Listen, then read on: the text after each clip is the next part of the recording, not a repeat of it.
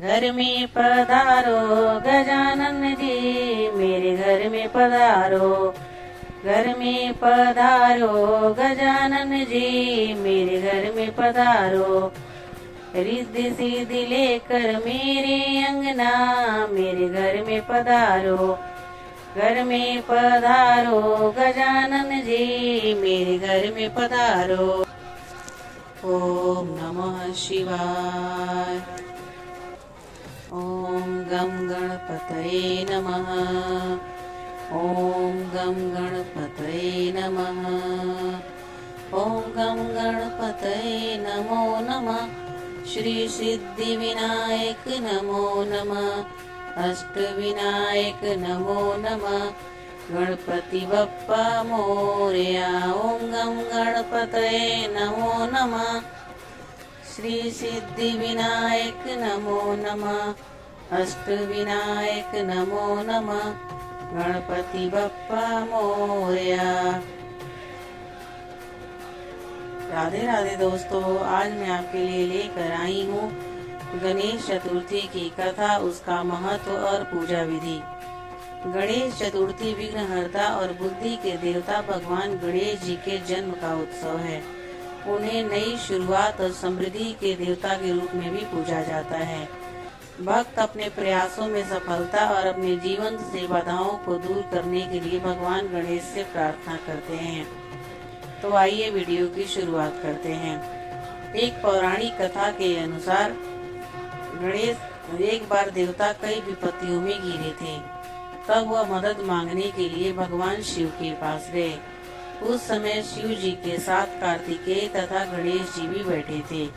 देवताओं की बात सुनकर शिव जी ने कार्तिकेय व गणेश जी से पूछा कि तुम में से कौन देवताओं के कष्टों का निवारण कर सकता है। तब कार्तिकेय व गणेश जी दोनों ने ही स्वयं को इस कार्य के लिए सक्षम बताया। इस पर भगवान शिव ने दोनों की परीक्षा लेते हुए कहा कि तुम दोनों में से जो सबसे पहले पृथ्वी की परिक्रमा करके आएगा, वही देवताओं की मदद करने जाएगा।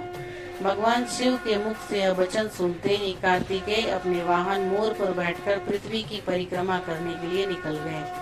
परंतु गणेश जी सोच में पड़ गए कि वह चूहे के ऊपर चढ़कर सारी पृथ्वी की परिक्रमा करेंगे तो इस कार्य में वह बहुत समय लग जाएगा।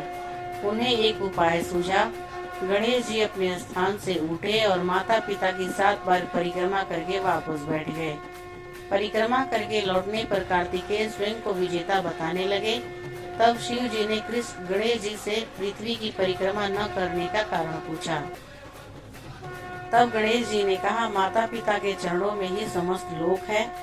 यह सुनकर भगवान शिव ने गणेश जी को देवताओं के संकट दूर करने की आज्ञा दी। इस प्रकार भगवान शिव ने गणेश जी को आशीर्वाद दिया कि चतुर्थी के दिन जो तुम्हारा पूजा करेगा और रात्रि में चंद्रमा को अर्घ देगा, उसके तीनों ताप यानी दैविक ताप तथा भौतिक ताप दूर होंगे। इस व्रत को करने से व्रतधारी के सभी तरह के दुख दूर होंगे और उसे जीवन के भौतिक सुखों की प्राप्ति होगी। चारों तरफ से मनुष्यों की सुख समृद्धि बढ़ेगी। पुत्र पौत्रादि धन ऐश्वर्य की कमी नहीं रहेगी। एक और कथा के अनुसार एक समय की बात है कि विष्णु भगवान का विवाह लक्ष्मी जी के साथ निश्चित हो गया। विवाह की तैयारी होने लगी। सभी देवताओं को निमंत्रण भेजे गए, परंतु गणेश जी को निमंत्रण नहीं दिया गया। कारण जो भी रहा हो, अब भगवान विष्णु की बारात जाने का समय आ गया। सभी देवता अपनी पत्नियों के साथ विवाह समारोह में आ गए। उन सबने देखा कि गणेश जी कहीं दिखाई नहीं दे रहे। तब से आपस में चर्चा करने लगे कि क्या गणेश जी को न्योता नहीं दिया गया है या स्वयं गणेश जी आए ही नहीं। सभी को इस बात पर आश्चर्य होने लगा।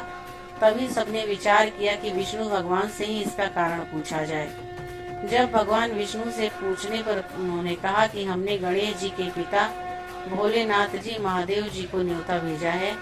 यदि गणेश जी अपने पिता के साथ आना चाहते तो आ जाते। अलग से न्योता देने का कोई आवश्यकता भी नहीं थी। दूसरी बात यह है कि उनको 1.25 मन मूंग, 1.25 मन चावल, 1.25 मन घी और 1.25 मन लड्डू का भोजन दिन भर में चाहिए। यदि गणेश जी नहीं आएंगे तो कोई बात नहीं, दूसरे के घर जाकर इतना सारा खाना पीना अच्छा भी नहीं लगता। इतनी वार्ता कर ही रहे थे कि किसी ने किसी एक ने सुझाव दिया, यदि गणेश जी भी आ जाए तो उनको द्वारपाल बनाकर बैठा देंगे कि आप घर की रखवाली करना। आप तो चूहे पर बैठकर धीरे धीरे चलोगे तो बारात से बहुत पीछे रह जाओगे। यह सुझाव भी सबको पसंद आ गया, तो भगवान विष्णु ने भी अपनी सहमति दे दी। होना क्या था, इतने में गणेश जी वहाँ पहुँचे और उन्हें समझा बुझाकर घर की रखवाली करने बैठा दिया। बारात चल दी, तब नारद जी ने देखा कि गणेश जी तो दरवाजे पर ही बैठे हुए हैं। तो वे गणेश जी के पास आए और रुकने का कारण पूछा। गणेश जी कहने लगे कि विष्णु भगवान ने मेरा बहुत अपमान किया है। नारद जी ने कहा कि आप अपनी मूषक सेना को आगे भेज दें तो वह रास्ता खोद देगी, जिससे उनके वाहन धरती में धंस जाएंगे। तब आपको सम्मान पूर्वक बुलाना पड़ेगा।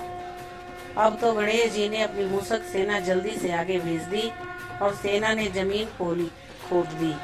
जब बारात वहां से निकली तो रथों के पहिए धरती में धंस गए।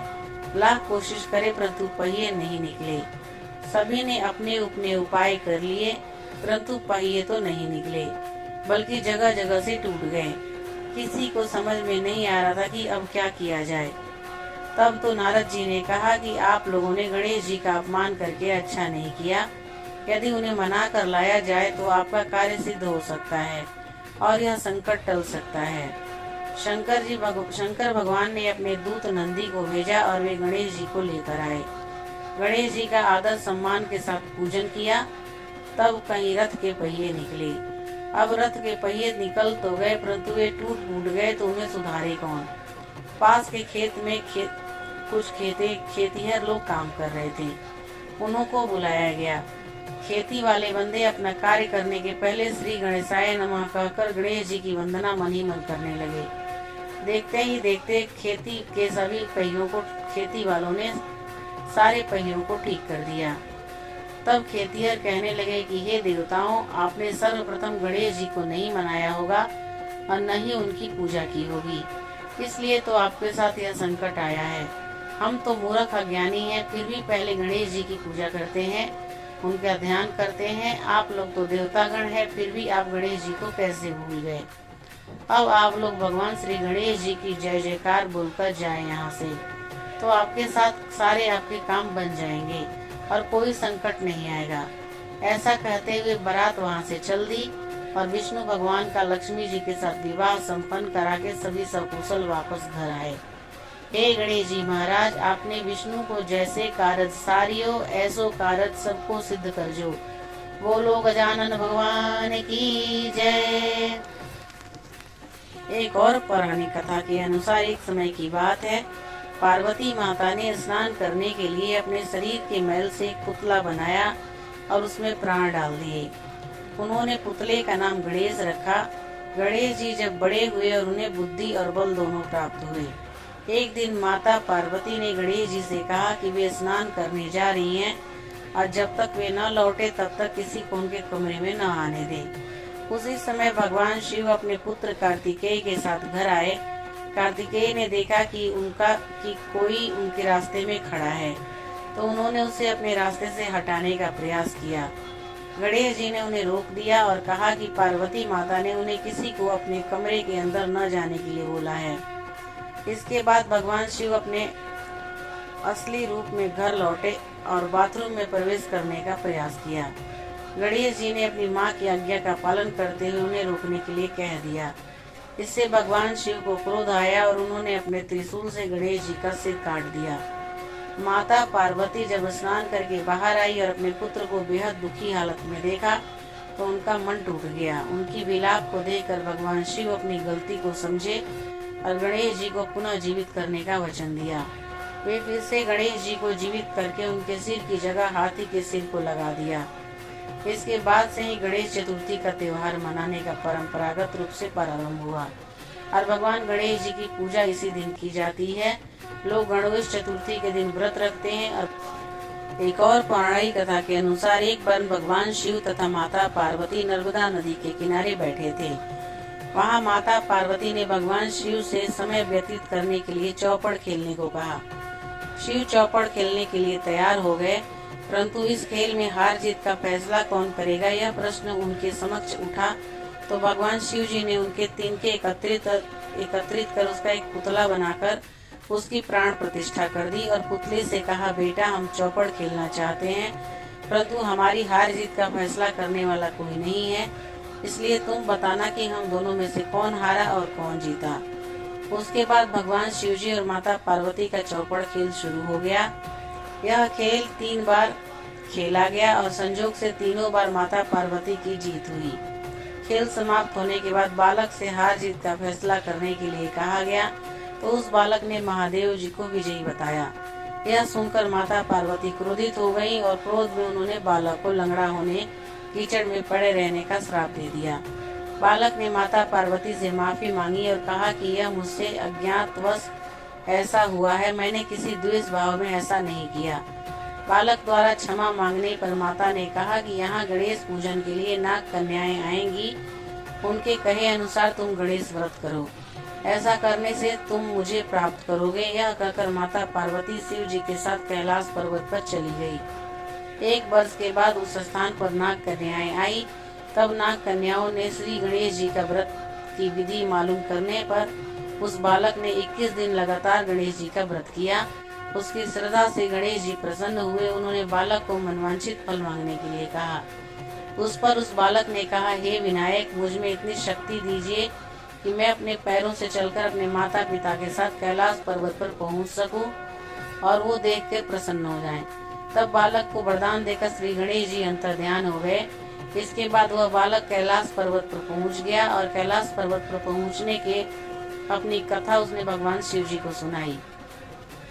चौपड़ वाले दिन से माता पार्वती शिव जी से विमुख हो गई थी, अतः देवी के रुष्ट होने पर भगवान शिव ने भी बालक को बताए अनुसार 21 दिनों का श्री गणेश जी का व्रत किया।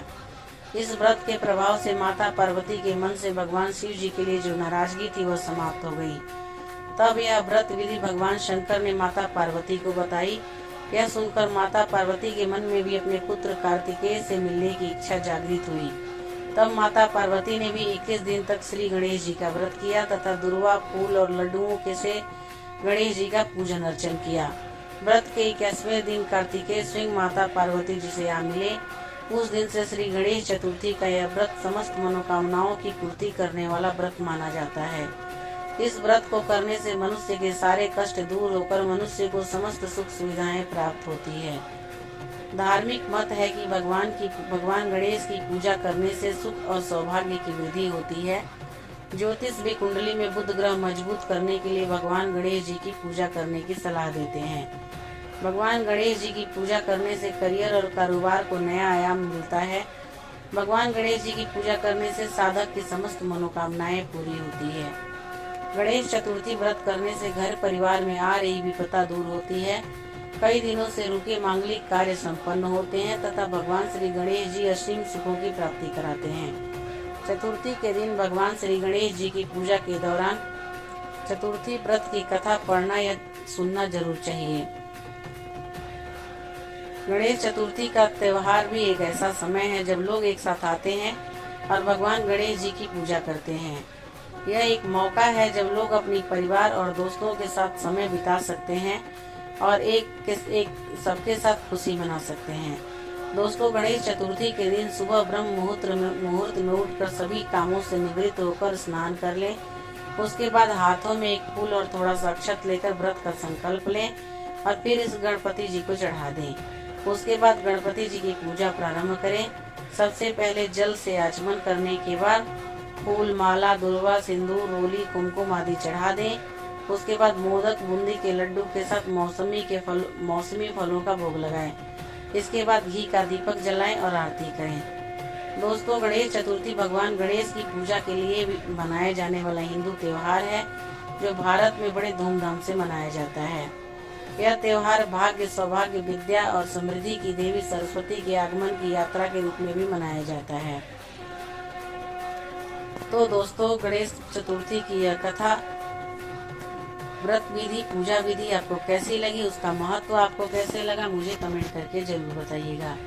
अगर आप मेरे चैनल पे नए हैं और अभी तक सब्सक्राइब नहीं किया है तो मेरे चैनल को जरूर सब्सक्राइब कर लीजिएगा ताकि मैं जब भी कोई नई वीडियो डालूं आपके पास नोटिफिकेशन आए और आप